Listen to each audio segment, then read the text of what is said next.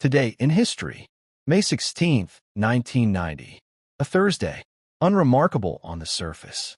But before the sun set on that single day, the world lost two of the most extraordinary entertainers who ever lived. Not in the same city, not in the same way, not even in the same world. Really, one man built an empire of felt and foam.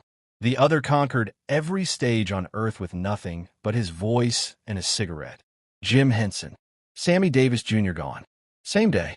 The universe, it seems, has a taste for cruel symmetry. History rarely deals in neat metaphors, but sometimes it does.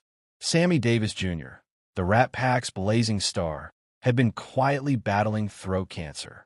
His death, though devastating, carried the weight of something expected. But Jim Henson?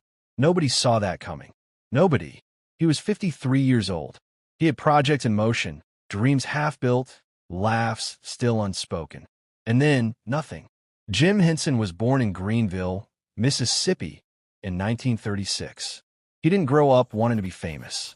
He grew up wanting to make people feel something. His grandmother was a painter. His mother had a gift for seeing beauty in ordinary things. And Jim inherited all of it.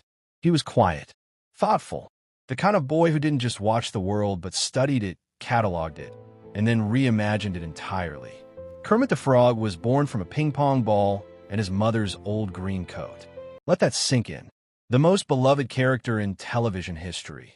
The philosophical, patient, unflappable Kermit, stitched together from scraps. Henson was 19 years old. He had a local TV show in Washington, D.C. and needed something for the camera.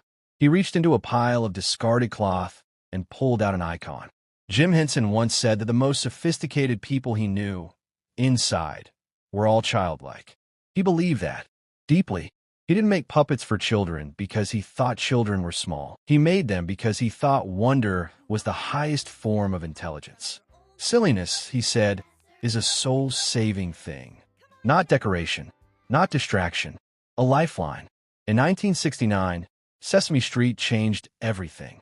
Not just for television, for childhood itself. Big Bird, Elmo, Snuffleupagus, these weren't characters. They were friends. For millions of children across America, and eventually the world, Sesame Street was the first place that told them, you matter. You're seen. You belong. Jim Henson didn't just entertain children. He raised them. Then came a Muppet Show. Primetime. Adult audiences. A variety show hosted by a frog. And it was one of the most watched programs on the planet. Kermit managed chaos. Miss Piggy demanded perfection. Fozzie told terrible jokes. And somehow, in the middle of all of it, you forgot you were watching foam and fabric. You forgot entirely. That was Henson's genius. He didn't build puppets. He built souls. May 12th, 1990. 4 days before he died, Jim Henson performed at a party in North Carolina. He was tired. His voice was off. Friends noticed. He noticed. But Jim Henson was not the kind of man to make a fuss. He flew back to New York. He had meetings. He had ideas. He thought it was fatigue. He thought it was the flu. He was wrong. The night of May 15th, Jim Henson had dinner with a colleague.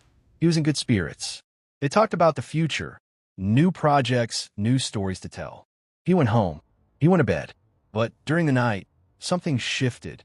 His body began to fail him in ways that had no warning, no precedent. By early morning, he could barely breathe. He called for help. He was already in crisis.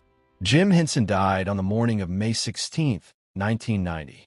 The cause was organ failure triggered by Group A streptococcus, a bacterial infection. Fast, aggressive, and in his case, catastrophic. Doctors said if he had come in even hours earlier, he might have survived. He died at New York Hospital. He was 53 years old. Jim Henson's sudden death shocked the world. There was no warning, no goodbye. One day he was here, and the next he was gone.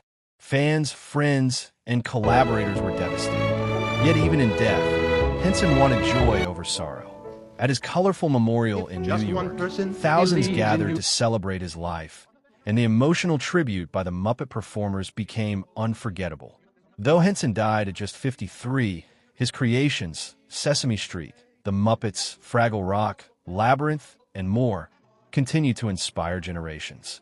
More than puppets, he left behind a philosophy of kindness, imagination, and hope, proving that gentleness and creativity can change the world.